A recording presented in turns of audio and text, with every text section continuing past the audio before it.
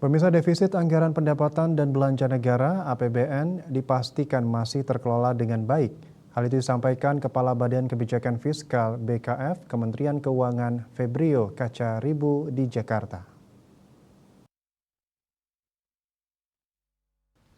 Dikutip dari kantor berita Antara, dalam pernyataannya tersebut merespon rencana kerja pemerintah RKP 2025 yang menyebut target defisit anggaran meningkat jadi 2,45% sampai 2,8% terhadap produk domestik bruto (PDB) dari 2,29% pada tahun ini.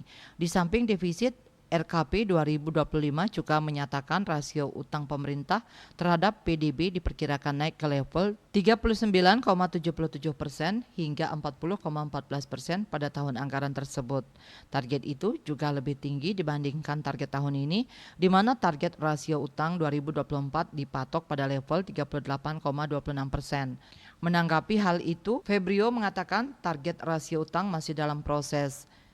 Ia meminta masyarakat untuk menunggu hasil dari proses penyusunan rencana anggaran tahun depan. Sebelumnya, Menteri Keuangan Sri Mulyani Indrawati menyatakan pemerintah telah menyepakati untuk menjaga defisit APBN 2025 berada di bawah 3%.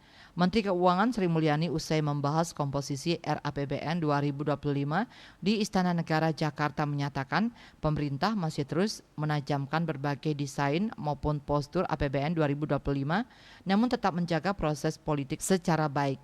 Selain itu, kata dia, komunikasi dengan pemerintahan baru juga akan dilakukan perihal program-program prioritas yang akan dilaksanakan tersebut.